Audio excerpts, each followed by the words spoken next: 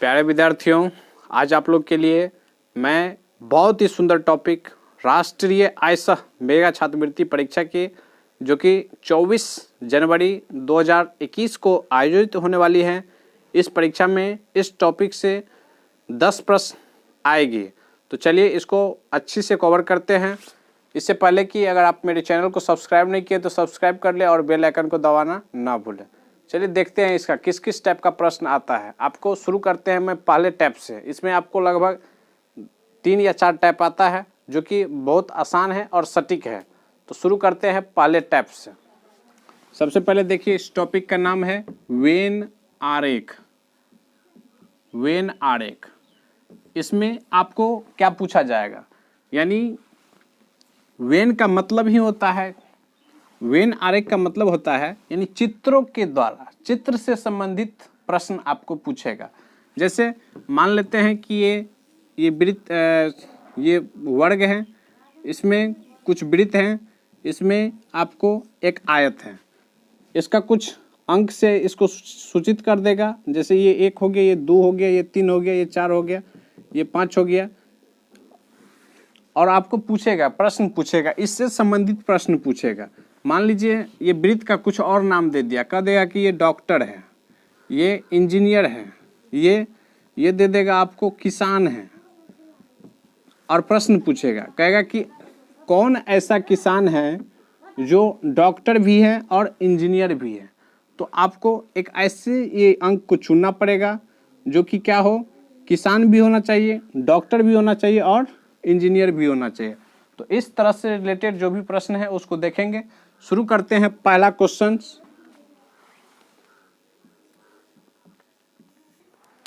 ध्यान दीजिए, पहला क्वेश्चन है, ये मैं उपहार पब्लिकेशंस की जो गाइडें हैं उससे करवा रहा हूं। कह रहा है कि कौन सी आरेख महिला, माता और विधवा के बीच संबंध को दर्शाता है।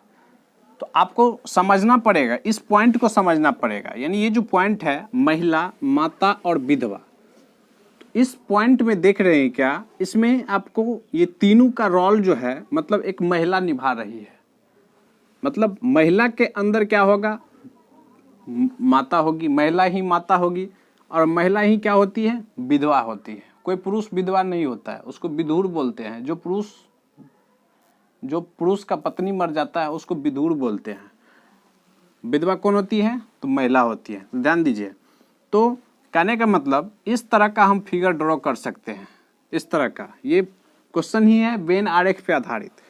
तो ये इसको मान लेंगे कि ये माता है, सॉरी महिला है, महिला, और करे कि इसके अंदर माता, तो मतलब महिला माता होगी, और क्या होती है, महिला ही क्या होती है, विधवा होती है, विधवा होती है।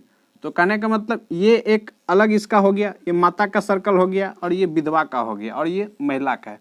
तो इस तरह का फिगर बनता है। तो इस तरह का फिगर किस में है, तो ऑप्शन नंबर 2 में है। तो इसका सही आंसर ये हो जाएगा, ऑप्शन 2 हो जाएगा। फिर इस सब को देखते हैं।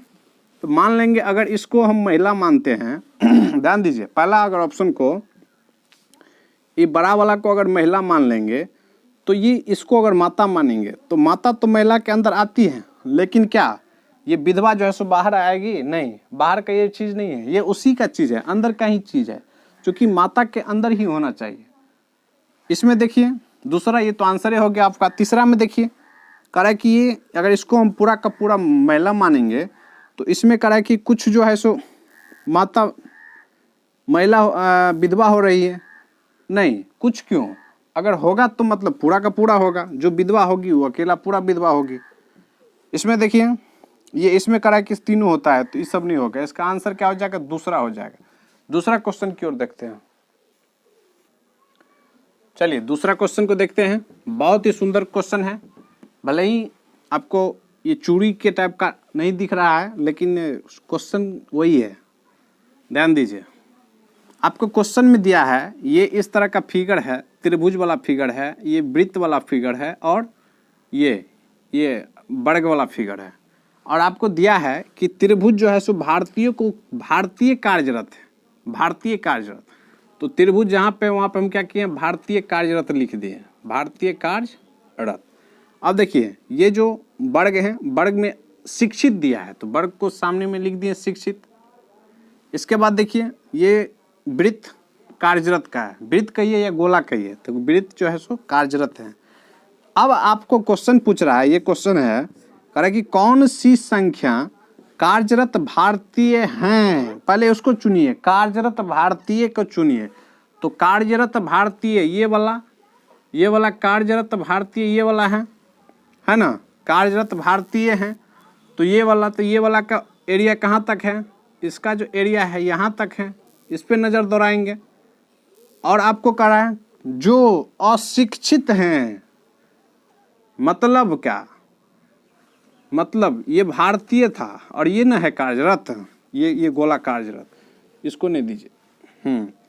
और ये जो है सो ये कार्यरत है, ये क्या है, कार्यरत है। तो आपको कह रहा है कि कौन सी संख्या कार्यरत भारतीय हैं, तो पहले कार्यरत भी खोजेंगे और भारतीय भी खोजेंगे। तो कार्यरत तो खोज लिए और ये भारतीय हो गया, मतलब ये दोनों के बीच में होना चाहिए। लेकिन आपको कह रहा है कि जो अशिक्षित हैं, मतलब शिक्षित नहीं है, तो शिक्षित का जो एरिया है उसको हटा देंगे, इतना दूर को क्या करेंगे, हटा देंगे। तो इतना दूर में जो नहीं पड़ा है उसको लेंगे। तो नहीं कौन पड़ा है, ये तो 3 4 6 तो पढ़िए गया है, तो नहीं पड़ा है 2, और 2 को देख रहे हैं कि इसमें भी है और ये गोला में भी है, तो इसका आंसर हो जाएगा 2। चलिए तीसरा क्वेश्चन को देखते हैं, ध्यान दीजिए, बहुत अच्छा क्वेश्चन है। कह रहा है कि नीचे की आरेख में, ये सब आरेख बनाए हैं, कह रहा है कि संगीतज्ञों, वाद्य शास्त्रीय और वायलिन वादकों के मध्य के सही संबंध को प्रदर्शित करता है। तो सबसे पहले ये जो शब्द है आपके पास, ये संगीतज्ञ, वायलिन शास्त्रीय और वायलिन वादकों, इसको पहले आपको जानना पड़ेगा, तभी जाकर के ये जानेंगे। ये भी क्या है, ये शब्द है, ये गोला वाला जो देख रहे हैं ये शब्द है, शब्द का मिश्रण से बना है वो। तो सबसे पहले इन तीनों में ये जो है सो संगीतज्ञ के अंतर्गत दोनों आएगा। तो देखिए यहाँ पे देखते हैं, तो संगीतज्ञ मान लेते हैं ये संगीतज्ञ है, संगीतज्ञ।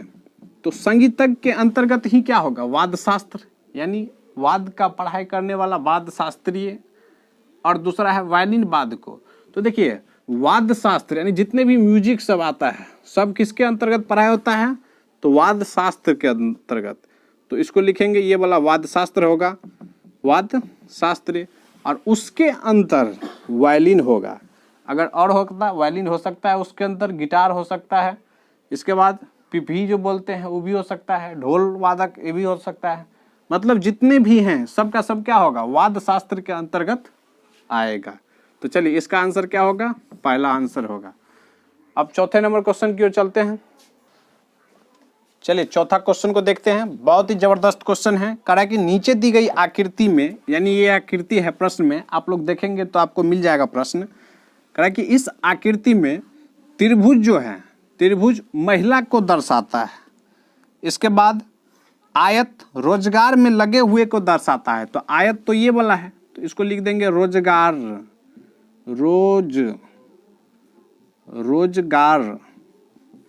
रोजगार में लगे हुए। ध्यान से देखिएगा, सारा चैप्टर का सवाल बनेगा। और वृत्त जो है डॉक्टर को दर्शाता है। ये वृत्त ये किसको दर्शाता है, तो डॉक्टर को दर्शाता है। तो कह रहा है कि आकृति के उस क्षेत्र का पता कीजिए जिसमें उन महिला डॉक्टर को दर्शाया गया है जो बेरोजगार हैं। पहले आपको क्या किसको खोजना है, उन महिला डॉक्टर को दर्शाया गया है। यानी कह रहा है कि आकृति के उस क्षेत्र का पता कीजिए जिसमें उन महिला डॉक्टर, तो पहले तो महिला खोजेंगे और डॉक्टर खोजेंगे। तो देखिए महिला का सीमा देखिए कहाँ से कहाँ तक है यहाँ पे, और डॉक्टरों का सीमा देखना है, मतलब दोनों आना चाहिए उस आकृति में। तो डॉक्टर का इतना ही है, इसका मतलब है कि ये दोनों फेल है, ये दोनों नहीं होना है। इस इतना में बात करेंगे, ये और इसका ये जो बाउंड्री है ये त्रिभुज का इतना, इसमें आपको कह रहा है कि जो बेरोजगार हैं, बेरोजगार होना चाहिए, ये रोजगार हैं, रोजगार नहीं होना चाहिए, क्या होना चाहिए, बेरोजगार होना चाहिए। तो देखिए यहाँ पे देख रहे हैं कि अब रोजगार का सीमा यहाँ तक है, यहाँ तक रोजगार का सीमा है, इसका मतलब है कि इसके बाद वाला बेरोजगार होगा। दोनों में होना चाहिए, त्रिभुजों में होना चाहिए और वृत्तों में, तब वृत्त त्रिभुज में ही आ रहा है 7, तो इसका आंसर हो गया 7 आंसर। अब आप ध्यान दीजिए, आपका सवाल जो है गणित में, सॉरी रीजनिंग में, वो आपको 6, 7, 5 ये सब बन जाएगा। हम आपको 9 से 11 नंबर बता देते हैं, जो कि बहुत ही अच्छा टॉपिक है, बहुत ही अच्छा है। चलिए लिखते हैं 9वां नंबर। ध्यान दीजिए, 9वें से 11वें नंबर प्रश्न को बताने जा रहे हैं। इसमें आपको यहाँ से प्रश्न है, यानी करा कि नीचे दी गई आरेख में प्रश्न देखिए क्या है। नीचे दी गई आरेख में, ये आरेख है, देख रहे हैं, ये संयुक्त परिवार यानी इस तरह का वृत्त है। इसके बाद आपको ये वर्ग है, ये त्रिभुज है, और इसका प्रत्येक का नाम दिया है। इसका नाम दे दिया है, इतना का नाम दे दिया है संयुक्त परिवार। इसका ये जो देख रहे हैं, ये प्राध्यापक कहिए या प्रधानाध्यापक कहिए। इसके बाद ये देखिए, ये विवाहित है, यानी इतना जगह जो है सो किसका है, विवाहित का है। अब प्रश्न आता है आपको यहाँ से 9वां नंबर क्वेश्चन। ध्यान से देखिएगा, अगर ये समझ लेते हैं तो फिर पूरा का पूरा चैप्टर आपका बन जाएगा। कह रहे कि विवाहित व्यक्ति जो संयुक्त परिवार में रहते हैं, पहले क्या खोजेंगे, विवाहित को खोजेंगे या संयुक्त परिवार में रहते हैं उसको खोजेंगे, किंतु स्कूल के अध्यापक के पद पे नहीं है, तो स्कूल का अध्यापक वाला हटा दीजिए, यानी इतने बाउंड्री के क्या करेंगे, हटा देंगे, तो बच गया कितना, यानी इतने ऐसे करके बच गया। तो संयुक्त परिवार रहना चाहिए और क्या रहना चाहिए, विवाहित रहना चाहिए। तो देखिए संयुक्त परिवार का क्षेत्र आपको ये गोला वाला क्षेत्र है, ये इतना क्षेत्र है, और ये विवाहित का क्षेत्र इतना क्षेत्र है। आपको इसमें से इतना हटा देना है, तो क्या बच गया, तो यही ना बच गया, डी। तो इसका आंसर हो गया डी। तो पहला का आंसर हो गया डी।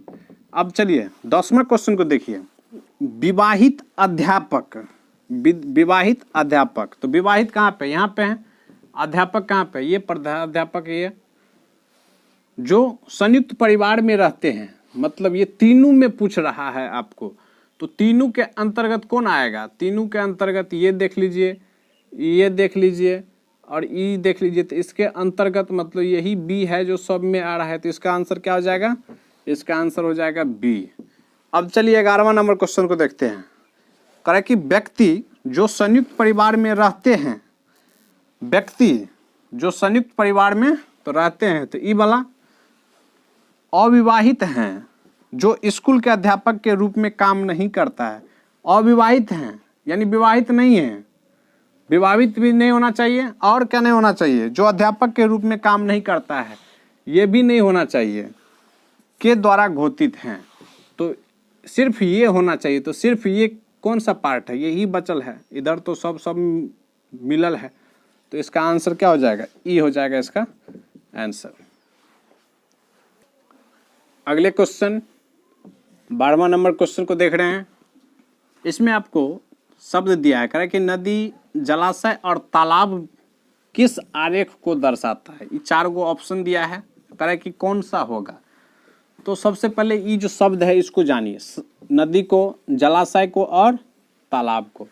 तो आप क्या देखते हैं, आप देख रहे हैं कि जलाशय, जिसमें जल रहता है उसी को जलाशय बोलते हैं, यानी जल के रहने का स्थान विशाल मात्रा में, तो उसको जलाशय बोलेंगे। तो जलाशय के अंदर क्या होगा, अगर मान लेते हैं ये जलाशय इसको हम मान लिए, तो जलाशय के अंदर भी क्या होगा, नदी होगा और तालाब होगा। तो एगो नदी हो जाएगा, जलाशय में कुछ नदी होगा, कुछ क्या होगा, तालाब होगा। तो इसका आपको आंसर ये जो है सो ये तीसरा आंसर इसका राइट आंसर। आप लोग इसको बनाइएगा, पूरा का पूरा चैप्टर को बनाइए। किसी भी तरह का प्रॉब्लम होता है तो उसको कमेंट कीजिए। उम्मीद करते हैं कि आपका ये चैप्टर का प्रत्येक सवाल आपसे बनेगा। धन्यवाद।